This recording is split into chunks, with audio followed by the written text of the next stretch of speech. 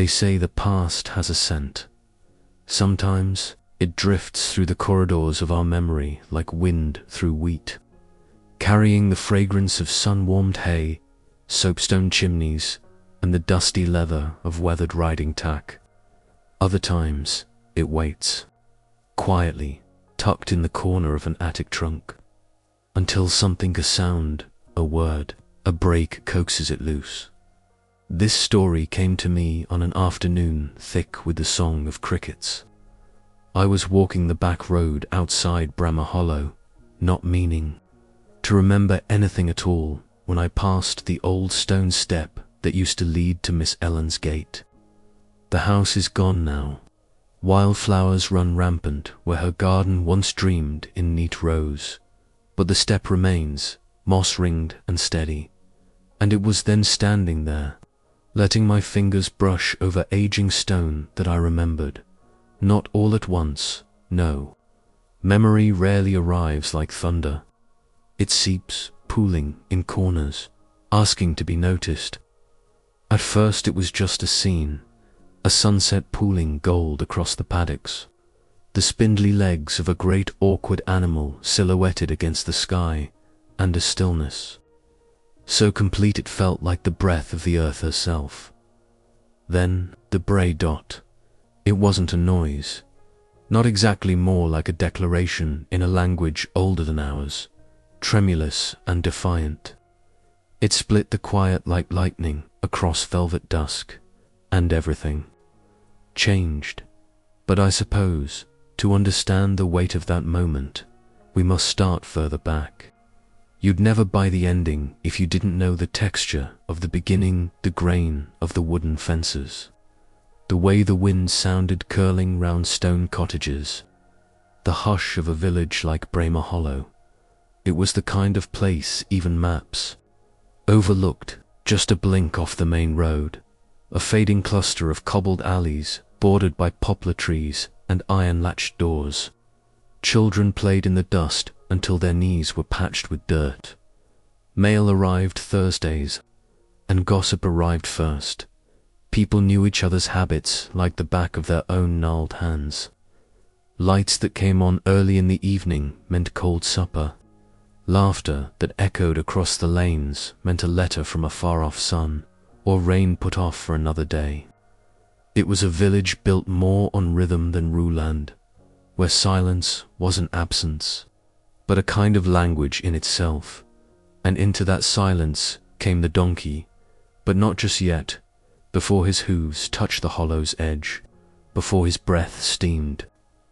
In the crisp morning mist of early October, something had already begun to shift quietly, like the changing of seasons, or the tilt of light on the third Tuesday of every month. You couldn't see it. Few even felt it. But somewhere in the spaces between conversations and the minor miracles of daily life, fate stirred. Not the grand, thunderous kind, the quiet kind, the kind that arrives in implausible moments, seemingly hand-delivered by the universe itself. And in Brammer Hollow, fate wore hooves. They say a good story ought to begin with a name for a place, a figure, a reason. But ours does not. He had no name, not then. Only a coat of muddled grey ears, too large for his frame, and eyes that looked at you like they'd already forgiven the world for its cruelties. For now, though, you must imagine only silence, the kind of silence that settles over familiar places just before something happens, the kind that hangs in the air between heartbeats, or in the still moment after a question and before the answer, the silence before the bray. And that, dear listener, is where our story begins. The morning the donkey appeared, the mist sat low over the fields, and the village roofs looked like the backs of sleeping beasts. Sunrise hadn't quite crested the hills yet, and Brammer Hollow still clutched its dreams. Mrs. Totten, the baker, claimed she was the first to see him tethered awkwardly to the lamppost just beyond the old post road. as though dropped there by a careless hand or a reluctant heart. No blanket, no cart, no note, just a donkey, smallish, thin, with a coat like river silt, wet from rain. He stood, not with the stubborn defiance one might expect, but rather a kind of resigned stillness, as though he'd been waiting for this very moment, for someone to round the bend and find him exactly as he was. By breakfast, the news had bloomed like milkweed. Children lined the edge of the square, whispering wild suggestions under their breath. Had the circus left him behind? Was he someone's wayward pet?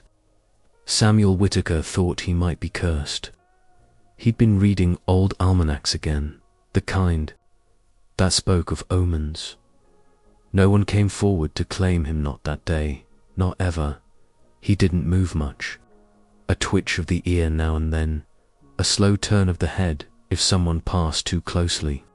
He eyed people without judgment, as though measuring whether their presence was coincidence or destiny. Sometimes he blinked by midday, the butter churns weren't turning. Soup stewed too long, and still no decision had been made. A creature without a namelet, alone a purpose, did not sit well in Bramer Hollow. There were rules, unspoken ones mostly, but rules all the same. Even a stray cat had to earn its place. Then came Miss Ellen, a widow of 20-odd years by then. She lived off the green lane in a slant-roofed cottage with tangled ivy stretching like fingers up every wall. She rarely entered the square before. Dusk the light hurt her eyes, she said, but that afternoon she appeared just as the town bell tolled to. She wore the same shawl she always did, a worn weave of grey and soft navy, smelling faintly of chamomile and fireplace ash. She didn't ask questions, didn't clear her throat in that way villagers often did before making odd requests. She simply walked past the cluster of townspeople, unlatched the cord from the lamppost, and gave it a gentle tug. "Come on then," she murmured.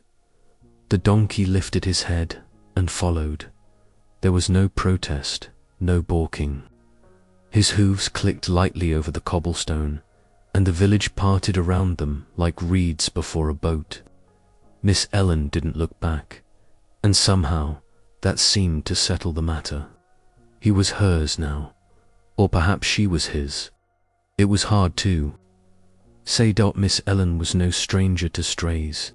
She'd once taken in a one-eyed goose, a toothless hound, and for 3 weeks until its owner appeared a parrot that swore with unsettling accuracy whenever the mail arrived. But the donkey was different. She kept him in the meadow behind her house, fenced only by woven trellis and elder shrubs. Children began passing by more often, hoping to glimpse him grazing or standing by Ellen's back, stooped like an unusually silent sentry. He never made a sound. Ellen didn't name him, not outright. "Oh, I've tried a few on him," she admitted to Mrs. Totten one morning over tea. "Nothing fits. Feels a bit rude, somehow. He already knows who he is." She tried familiar ones, Jasper, Buddy, Oliver. He ignored them all. She tested peculiar ones plucked from old books and forgotten corners. Thistle, Bram, Dustwick, still nothing. Each time he'd blink slowly, unimpressed. But everyone has their little preferences, and the donkeys were plenty strange. Children said he liked songs.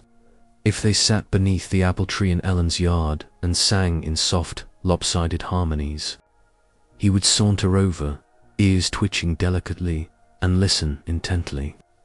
Not always, but often enough, it seemed like something more than chance. He also had a fondness for stillness. Not sleep exactly, but deliberate, quiet moments, especially those that fell just after thunderstorms or just before frost. He'd stand in the open, not under cover, soaking in whatever hush lingered in the air, When other animals spooked at thunder, he remained calm. During windy nights, he positioned himself by the eastern hedgerow, as though guarding something only he could sense. He never wandered, never cried, never pulled at the gate. He was, as Miss Ellen would say, just there. Market days saw him more social. Ellen often led him down the lane with a basket slung over his back. Vendors would wave, and he blinked slowly in return, which eventually people took as a kind of greeting. Children brought him carrot ends and stale biscuits. He accepted each offering with a gentle nuzzle, but no noise, never even a thankful snort. Weddings, especially, amused him. There were two that autumn, both held in the square by the ivy-draped church steps. The donkey attended both from the far end of the green, standing perfectly still as vows were exchanged. Some said he swayed slightly to the organ's hum. Mrs. Adler's niece claimed he teared up during the second kiss. He was seen as good luck. After that, not officially, but hopes have ways of tying themselves to animals, and the villagers, skeptical as they were, liked the idea. Still, his silence remained, until one night, no storm, no fox in the henhouse, no obvious cause, just the deepest hour of night, right as the bell tower groaned its way toward 2 o'clock. A bray sliced through the hollow like a sword through still water, loud, drawn out and echoing into the dark. Lights flicked on, doors creaked open. Dogs barked, silence returned just as quickly. The next morning, no one spoke of it. Not really. Someone mumbled about a dream. Another claimed it must have been the wind. But the next night, he did it again. Once, at the same hour. Then quiet Miss Ellen kept her own counsel. Privately, she began writing in a small leather notebook. Bits of time, weather patterns, the length of the bray compared to what had preceded it. She charted things with unsettling precision. Who was quarreling, who had taken ill, who had proposed. She never told anyone what she discovered, anything at all. As for the donkey, he returned to his quiet ways by day, listening to children sing, waiting as Ellen shelled peas or mended socks, staring at the far hills as if they were whispering something he alone could hear. And still, no name. Sometimes names are earned, not given, and sometimes they wait for the right moment, which is how the hollow came to know him, not by a word drawn from speech, but by the memory of sound, a single bray when the world held its breath. The days that followed saw the hollow adjusting to its newest resident in the way small places always do, with gentle resistance that melted into routine. Children began referring to him simply as the Grey One or Ellen's ghost, half in superstition, half in affection. Adults rarely called him anything at all, but they nodded when they passed, as if acknowledging a presence that had earned place without asking permission. Ellen, of course, treated him like she had always known him, not with overbearing fuss or theatrical praise, but with quiet consistency. She spoke aloud as she worked, announcing the start of each task, not for herself, but for him. Kettle's on, she'd murmur, or washing needs another rinse. There was no expectation of reply. Still, it felt like a conversation. She read aloud in the evenings, things she found in old annuals or smoothed copies of the Hollow Tribune, recipes from the back pages, bits of diary entries from years past. She claimed it helped her sleep, and perhaps it did, but it also seemed to keep the air between them comfortably full. The donkey listened, ears flicking subtly in the lantern light, as though absorbing every syllable. The villagers, meanwhile, watched from a distance. They didn't interfere. That was part of the unspoken pact. Bramer Hollow had always followed you. Could judge as much as you liked, but you didn't entangle. Especially not with Ellen. She wasn't feared, not really. But she occupied the feathered edge of tradition, the part where herbal remedies and full moon silences held weight. And the donkey made that edge even softer, more curious. Still, in a village this small, curiosity breeds whispers. Whispers that scurried between window shutters and bakery queues. They weren't cruel, at least not most of the time, just curious. Like dust collects in corners. Some called him Ellen's familiar. Others wondered if he was enchanted a fairy animal in disguise, perhaps, or a test from the saints. Mrs. Claiborne, who ran the apothecary and had opinions about most things, declared she'd seen the donkey stare at a fox one evening until it turned and slunk away like a scolded child, which may have been true. Mrs. Claiborne rarely lied, but she did embellish with the zeal of a porch preacher on laundry day. Despite the tales, no one interfered. If the donkey wanted to follow the younger children on their morning walk to school, he did sat a respectful distance, stopping just short of the hedgerow and watching until they vanished beyond the poplars. If he wanted to nap in the sun-drenched corner of the churchyard, nestled among the dandelions by the elder graves, Reverend Foster said nothing. He simply lifted his hat in passing, as though greeting a rival philosopher. Ellen allowed him his habits. She trusted silence to reveal character better than questioning ever could. And in that respect, the two were well matched together. They made a peculiar domesticity. Ellen continued with her routines, baking lavender scones on Thursdays, airing quilts on the line whenever wind was fair. The donkey continued with his, standing motionless for long stretches, watching skies and paths, occasionally inspecting the root vegetables stacked by the shed. They orbited each other like moons, with steady pole not always close, but never far.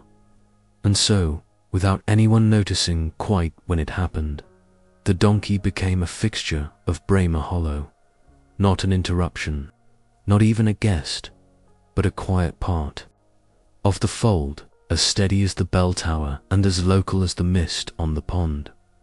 He was there when old Thompson's barn caught fire, not the cause, but a witness.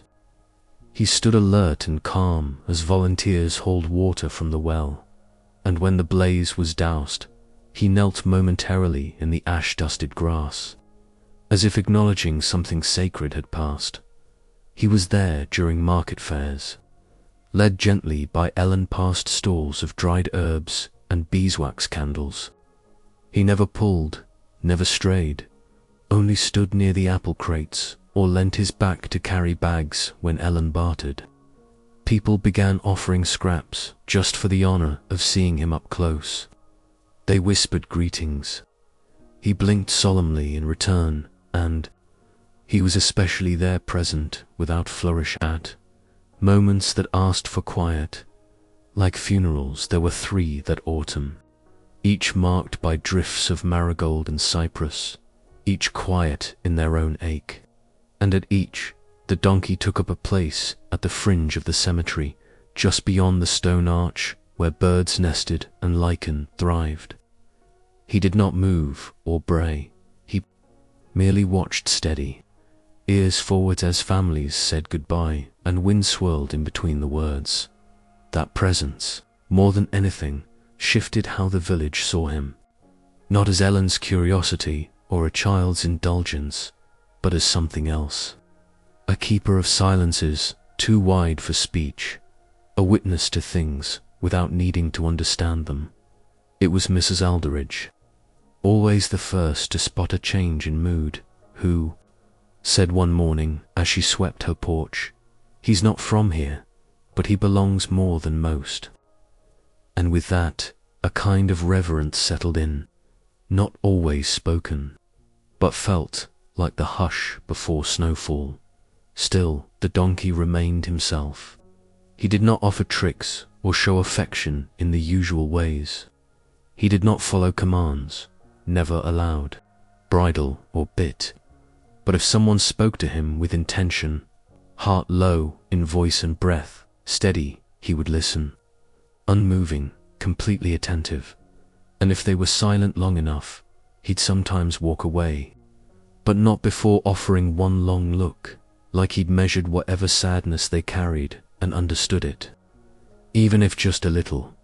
And so the village shifted too, in the way bushes lean toward sun or fences sag with age. They made space. A child might bend to place violets at his feet and walk away without waiting to see if he noticed. An old man might pause mid-path to render him a tip of the cap. These things never asked for response, but sometimes, just sometimes, when the rain was light and the air smelled of rust and earth, the donkey would raise his head and stare toward the hills, as if remembering something only animals and gods recall. And, for that moment, every silence in Bramer Hollow felt holy. The first sign came softly, tucked in the folds of a letter Reverend Foster held with cautious hands. The envelope, though stamped official and typed in stern black letters, arrived with no fanfare. For a while, he didn't even open it. It sat on the corner of his desk beneath a bowl of lavender potpourri and an old prayer book that had long forgotten its promises. Some part of him knew, even then, before his eyes traced the loops of proposed progress, that change had begun to gather on the horizon like storm-dark clouds behind the POPLARS. When he finally read it, the contents rang clear as a bell against stone. A road, not just a meandering country lane, but a proper road. 2 lanes across, paved in new tar and bracketed with streetlights. The letter promised improved access to nearby towns, shorter trade routes, economic benefits, all in the name of advancing rural infrastructure, all at the cost of a portion of Bramer Hollow's eastern boundary. It would claim 3 homes, 5 acres of community orchard, and Ellen's cottage. The hollow stirred in hushed tides. Meetings were called quiet ones, first in kitchens and back rooms of shops. The note pinned outside the post office bore a nervous tremor beneath its stoic print. Informational gathering, Market Hall, Thursday at 7. No decisions, they said, just a discussion. A familiar beginning to unfamiliar. Ellen had received no direct notice, no mailed warning or council knock. But if she was surprised when the news washed up at her stoop via Mrs. Totten's reluctant lips, she didn't show it. She listened, nodded, then returned to tying bundles of thyme for drying. The donkey stood by her that day, closer than usual. He didn't graze or wander. Instead, he remained still beside the stoop, watching faces that flickered down the road with something between curiosity and caution. His ears twitched only once when the word surveyors was mentioned by week's end. Yellow stakes dotted the edge of the orchard like unnatural daffodils. A few brave souls wandered past, scowling or murmuring, but no one pulled them up. Not yet much of the village adopted an uneasy quiet, resigned, perhaps. The tide of time was rarely something that could be talked down. But Ellen was not resigned. She was polite still, but her eyes no longer softened during conversation. Her bread overbaked, her tea went undrunk, and at night the donkey brayed. Not every night, but often enough that it became its own kind of protest. A note carved through the root of midnight, ragged and resolute. It rolled across the hollow like iron dragged across stone, yearning, loud, unstoppable. The villagers never mentioned it, but they heard, and as the donkey's brays grew more frequent, so did the whispers.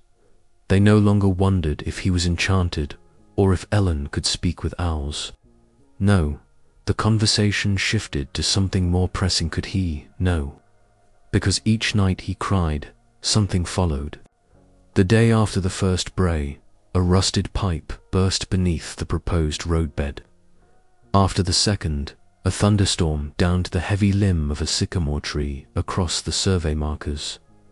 Coincidences, surely, but superstitions don't need proof, only timing. And when the fifth bray echoed out, louder than any before, a bee swarm rooted itself in the council shed, barring the way for 3 days. By then, it was no longer a matter of laughter or debate. Even those most logical, the librarian, the retired schoolteacher, the butcher's skeptical son, began to pause when passing Ellen's fence. They eyed the donkey differently. Not with fear, exactly, but with the wary hope people reserve for weather vanes in turning wind. The council, unmoved, scheduled an official vote. It was to be held in a fortnight. Open to the public, yes, but likely a formality. The vote always followed the contracts. Ellen no longer walked to market. She sent letters, pressed leaves and sighed for scent, small keepsakes of a garden about to vanish. Children lingered by her gate after school without comments or pretense. They waited, listened. Sometimes they hepped in, and the donkey watched. He stood at the boundary of the meadow each dusk, eyes fixed toward the stakes where the surveyors had pushed their neon ribbons into soil that had never known plastic. One night call, still perfumed faintly by lilac, the bray came not at midnight, but just before supper. It shook the air like thunder before a storm breaks, raw and edged with something almost human. Windows rattled, cupboards clicked, and then silence. The next morning, stakes lay flattened in a crooked line. No footprints, no wind strong enough to blame. Just a line of fallen flags, as if they'd chosen to lie down. Children said the donkey did it. Adults gave no theories, but eyes turned toward Ellen's cottage with thoughts too tangled for words. Change was coming, but doubt had bloomed in its shadow, and fate, stubborn, quiet, impossibly large, stood, waiting in a meadow, swishing its tail and studying the horizon. The boy who first found the donkey truly found him was Leo Hartley. He was not especially brave, not known for chatter either. A soft-footed child with a knack for mimicry and shoelaces rarely tied. He had a birthmark behind his left ear, shaped vaguely like a comma, and a habit of leaving windows open just wide enough for thoughts to escape. Leo had always noticed the donkey. Of course, everyone did, but children carry a kind of noticing that is quieter, deeper. One afternoon, when the adults were lost in folded arms and furrowed brows, discussing land permits and property lines, Leo had slipped away and wandered up the lane toward Ellen's cottage. He didn't speak when he arrived. He never did. But he sat cross-legged at the garden's edge, plucking threads from a dandelion and letting them scatter. The donkey, standing nearby, didn't move, didn't even blink, until Leo took an apple from his coat and rolled it forward. Slow and careful, the donkey stepped forward, precisely 3 paces, and sniffed. Then he blinked, lowered his head, and accepted the offering with the gentleness of water pouring from a jug. After that, a kind of understanding passed between them, soundless. Free of need, Leo visited often, never speaking unless you count the sentences he whistled. He had a whistling kind of soul, bright, drifting tunes that meandered like riverstones under shallow water. The donkey listened, ears twitching now and again. In time, he began walking with Leo as far as the bend in the lane, then back again. It became routine. A hollow boy and a silent donkey meeting in the empty spaces between adult conversation and deadlines. No one officially noticed, but Miss Ellen started leaving 2 apples on the fence post each Friday. It was early October, the day the storm came. Afternoon light had turned brass and low, and the wind curled over the hills with curious precision. Corners, whistles through the chimney stacks. Then the clouds gathered, slow and heavy, like fistfuls of ink dragged across parchment skies. The rain started fast, not a drizzle, but hard, urgent drops that patterned the panes like drumsticks on slate. Ellen stood in her doorway and frowned. The donkey, unusually restless, paced along the hedgerow, his steps jerky, ears pinned and swiveling. The wind brought more than weather. It carried something that made the donkey raise his head sharply and step into the gale toward the trees beyond the meadow, the line of brambles that marked the border of where children weren't meant to wander. Across the hollow, lanterns flicked to life. Parents called in their young. Doors clicked shut. Trees began to flail and bow. But Leo wasn't home. His mother realized it first. Soup barely warmed on the stove, boots wet by the door, and only the quiet insistence of dread curling at the bottom of her ribs. By twilight, a search had begun. Dozens of feet tramped through the muck Reverend Foster, coat flapping like a broken wing. Arthur Dill from the mill with 3 dogs in tow. Even old Mrs. Aldridge, who hadn't climbed stairs in years, held an umbrella and lit a lantern just in case.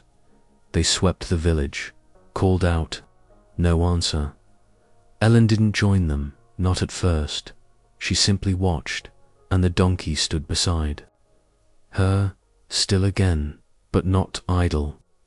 Head turned toward, the wood's ears stiff, body tense, like an arrow held taut on a string. Then he brayed hard. It wasn't long, but sharp, urgent. Not the slow morning call of midnight, but something shaped like a summons.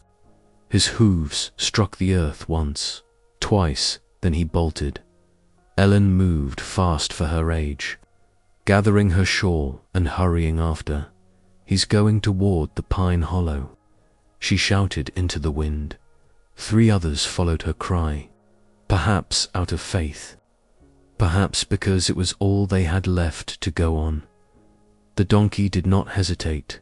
He led them along the muddy path, past the orchard's edge, then off the road entirely through a narrow trellis of saplings bent low from the storm, into the underbrush where searchers hadn't dared to tread. 15 minutes later, he stopped near a fallen rowan tree.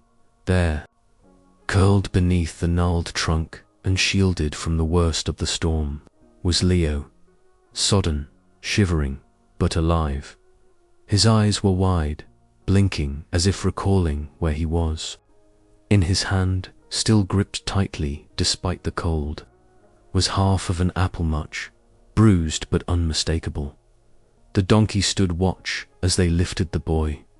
He didn't move until Leo murmured, almost too quietly to detect, "Thank you." That night, storms continued to gnash their teeth against the hollow, but inside each home there was light and warmth, and something deeper still, gratitude, fiercely clutched in hearts that had nearly tipped into emptiness. And the donkey. He returned with Ellen, stood beside the cottage as the rain faded and the wind softened. His hooves brushed with fallen leaves and bits of pine. He looked unchanged, but the village did not see him the same way again. Not after that night. Not after the moment when all paths had narrowed, all hope pressed thin, and the bray came. Just then, just right. The market hall had not hosted a full crowd since the Harvest Bake-Off of 1946, and even that event had left room between elbows. But tonight, every plank in the wooden floor seemed to hold its breath beneath a gathering of farmers in pressed shirts, mothers in Sunday shawls, children on laps or held close with whispered reminders to hush. The air smelt faintly of pipe tobacco, old varnish, and the layered fragrance of nervous anticipation. No one said much. That was the Hollow's way. But the silence wasn't empty, it was full of questions. Of what-ifs and how could theys, resting unspoken behind tight jaws and fluttering hands. They had come for the vote. A final word, some presumed, about the road that would carve through the land like a line drawn by someone who had never walked its softest parts. Reverend Foster stood stiffly near the dais, his collar too tight, his stack of notes untouched. Beside him, Councilman Brigg folded and unfolded the same paper over and over, a nervous origami without purpose. No one mentioned the donkey, though several had glanced toward the open windows as they took their seats. Miss Ellen arrived just after the second ring of the bell tower without fanfare. She walked slowly, carrying a satchel of worn leather that had seen better years and perhaps even more decisive meetings. She made no speech as she passed the seats. She merely nodded once to Reverend Foster and took a seat in the third row between an elderly couple who moved to make room with more respect than pity. Inside her satchel was a stack of papers. Some might call it names scrawled in various hands, most small, some sprawling, others barely legible. Not many, no, but each drawn in ink and intent. The meeting began with formalities. They always did. Minutes from past gatherings were read. Announcements for the upcoming pumpkin blessing muttered through forced enthusiasm. Then, as the moon climbed silver through the rafters, the matter turned to the road. Councilman Brigg cleared his throat 3 times before finding words. "We know change is never easy," he began, in the tone of someone who had never changed. "A damn thing." He spoke of progress, economy, connection, of brighter futures made navigable by smoother roads. He used words like opportunity and growth until they began to lose all flavor, and still the Hollow listened, not because they agreed most didn't, but because interrupting wasn't in their nature. They waited for something, anything, a reason, not to nod politely and sign away orchards and echoes. When Councilman Brigg paused, Ellen stood. She did not climb the dais, didn't raise her voice. In fact, some at the back strained to hear. "I won't argue economics," she said simply. "I'll only say that some things aren't measured in distance or market reach. Some things earn the right to remain." Then, without explanation, she opened her satchel and passed the petition backward row by row. Every hand that took it did so gently. No applause, no debate, just quiet, until a creak stirred from the back. A slow turning of heads revealed something impossible. To ignore the donkey dot standing just beyond the open windowsills. On the grass, his form lit by lantern glow and flickering shadows. He had not been seen since the storm at least not this close, not tonight. His ears swiveled with attention, his eyes fixed not on anyone in particular, but at the hall itself. And then he bray ed dot long, dot clear dot, a sound that cracked through the layered hush of the meeting like a bell struck in confession. It wasn't loud in volume, but it cracked something unseen in its echo. Silence reclaimed the hall deeper now, but not uncertain. Someone laughed just once, a release. Small, almost embarrassed. Then a voice from the back said, "Well, if even he's got something to say." Another stood, no speech made, merely stood, then another dot. Soon, without motion being called, without a vote being demanded, people began to shift. Not away, but forward toward Miss Ellen. Toward something unnamed, but felt in marrow. Councilman Brigg lifted his hand to object, perhaps with rules or reminders, but it fell before it rose. The meeting adjourned, not officially, not with a gavel or signature, but like a tide leaving quietly, retreating because it had somewhere better to be. No one said a decision had been made, but by morning the tone of conversation had changed, not just about the road, but about what it meant to belong. And somewhere beyond view, the donkey returned to his meadow, silent again, for now. They didn't talk about the vote much after that. There were no grand declarations or town-wide celebrations. The news drifted in like morning mist. The proposed road had been rerouted. The eastern boundary, including Ellen's cottage, the orchard, and every stone that smelled of memory, would be left intact. The letter came 2 weeks later, stapled over the original proposal on the post office board. Reverend Foster removed it himself that morning, folded it in quarters, and tucked it into his coat pocket.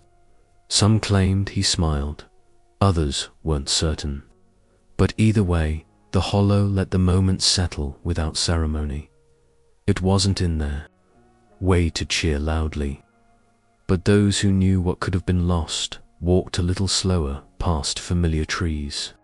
They patted fence posts, brushed their palms along the barn doors that creaked in just the right way.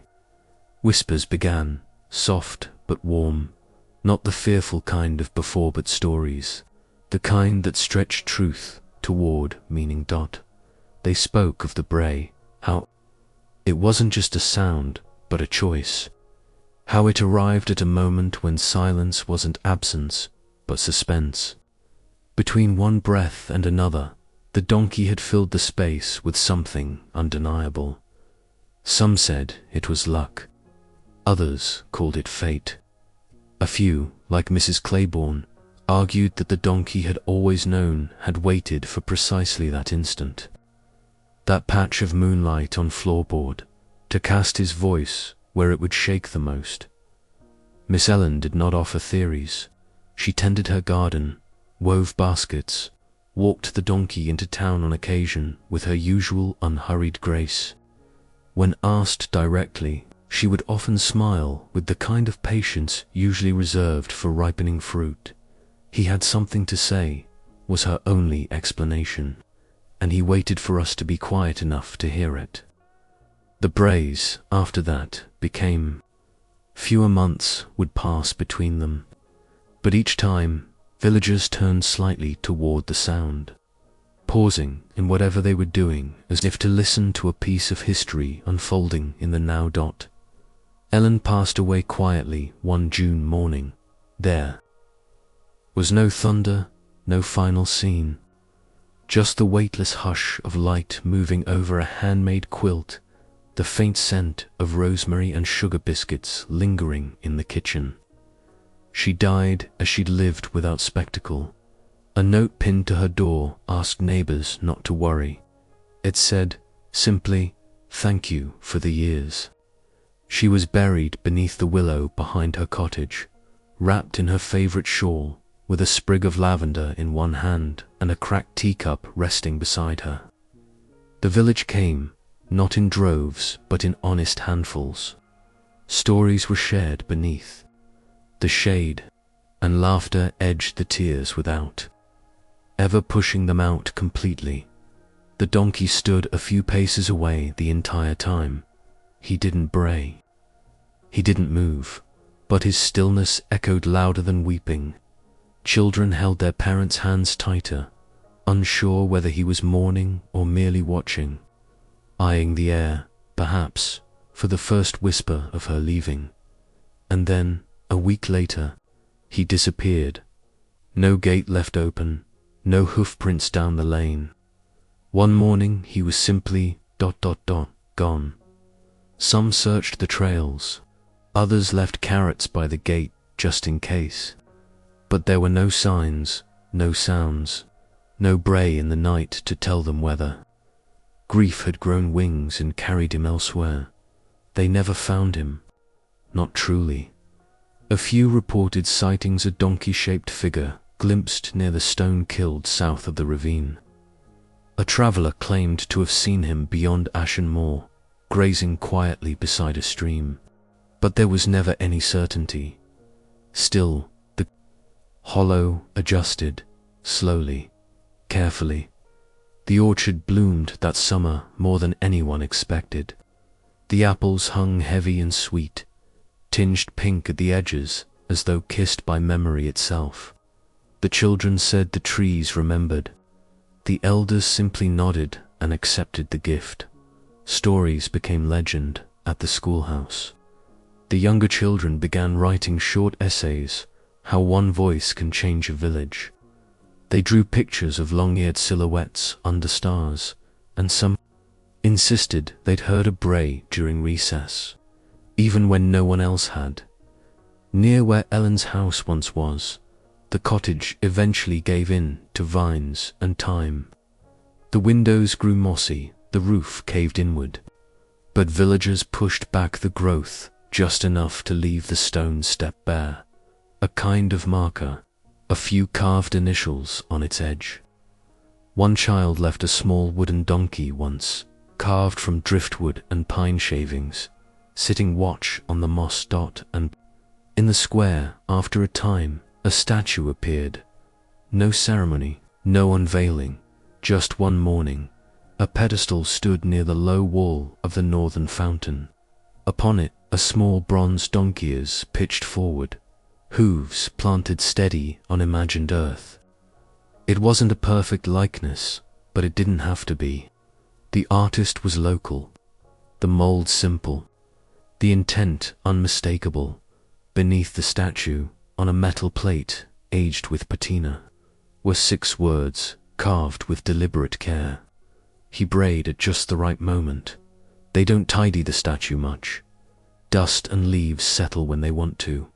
Some days, a wreath appears around its neck halley. In winter, violets in spring, soft orange marigolds in summer. No one claims credit. No one needs to. Because in Bramer Hollow, legends don't require schedules or spotlights. They only require time. And someone to remember. The step is still there, just as I remembered it, moss-ringed and steady, pressed slightly into the earth like it bowed under the weight of time and memory alike. The house is gone, of course. Only the outlines remain, low roots where the head once stood, charred remnants of the old fence swallowed by underbrush. But the step holds on. A few children ride their bikes nearby.